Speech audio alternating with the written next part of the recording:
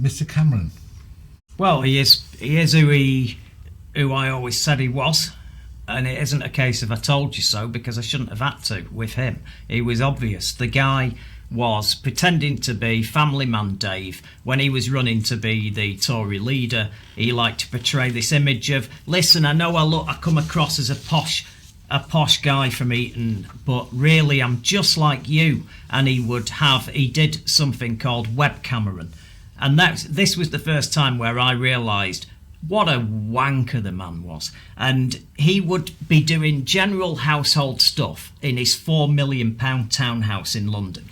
And it would be very tightly squeezed, the camera, so that he'd be filling a dishwasher and he'd be doing everyday stuff, but you were well aware that the servants were just out of view, just off to the left. And he portrayed that image, and nothing changed. Even when he became Prime Minister, he went for a family holiday in Cornwall with the kids at a guest house, and it was all dead normal. And then the minute they buggered off, he got on a yacht with his Hooray Henry mates and sailed off. But one very clever cameraman from the Mirror hung behind and got pictures of him all luxuriating himself and getting levered on champagne on a yacht, leaving said boarding house. Now, you do that on a regular basis. So what's the difference? What are you talking about? You're swanning off into the laps of luxury.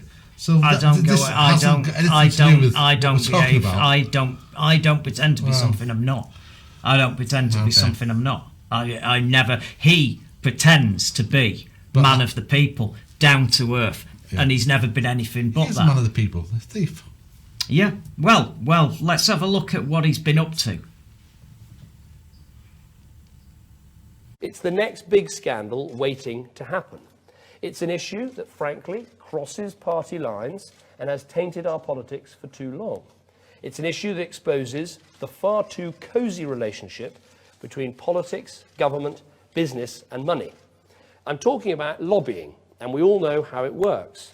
The lunches, the hospitality, the quiet word in the ear, the ex-ministers and ex-advisors for hire, helping big businesses find the right way to get its way. Understood, and I've asked for a proper independent review of the arrangements that we have to be conducted by Nigel Boardman, and he will be reporting in June, and if he has any representations he wishes to make on that subject, he should do so to Mr. Boardman. Stop. Mr. Speaker, I know the Prime Minister is launching an inquiry. That inquiry isn't even looking at the lobbying rules.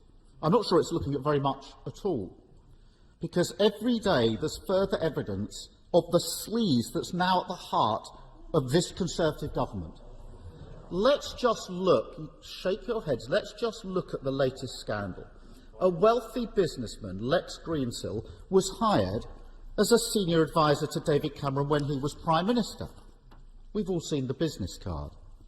After he left office, Cameron, became a paid lobbyist for Lex Greensill. Next thing we know, Cameron arranged access for Greensill with cabinet ministers and senior officials, and he lobbied for taxpayers' money on behalf of Greensill Capital. We also know the Chancellor pushed officials. We know the Health Secretary met Cameron and Greensill. We know that senior officials met Greensill Capital regularly. And now, even more unbelievably, we know the government's former head of procurement, no less, became a Greensill advisor while he was still a civil servant. Does the Prime Minister accept there's a revolving door, indeed an open door, between his Conservative government and paid lobbyists? After weeks of silence, Cameron released a statement last night accepting that communications with government need to be done through only the most formal of channels so there can be no room for misinterpretation. And he conceded that there was legitimate public concern about former ministers, especially prime ministers, accessing government decision makers. But the gist of his lengthy statement is a defence of his role at Greensill, and ultimately he says, "I was breaking no codes of conduct and no government rules."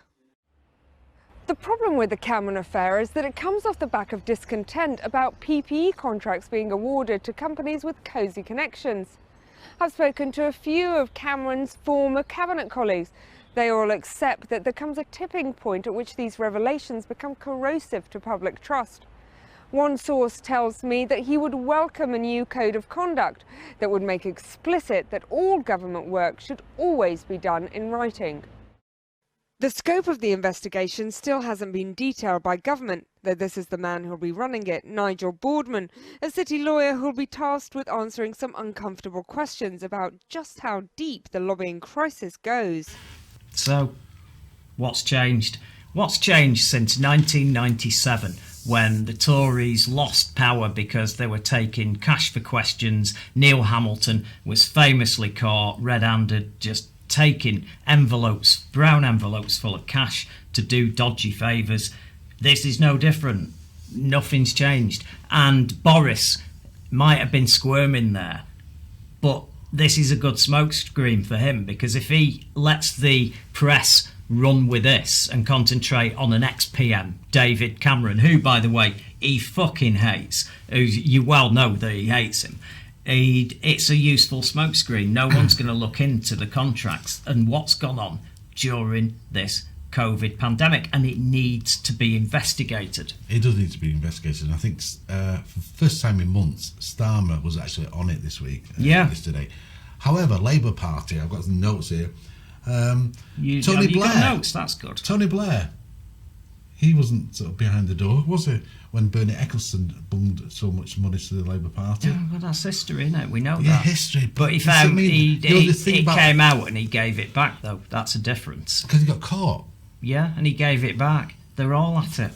This is the problem. They're all we've talked about it before on the show. Oh, you're not going to say who do you trust again, Who do you trust? Who do you trust? Now, we wonder why. I mean, for example, in my area where I live, the local council elections, I know you can't compare, but I can. Labour lost. First time ever.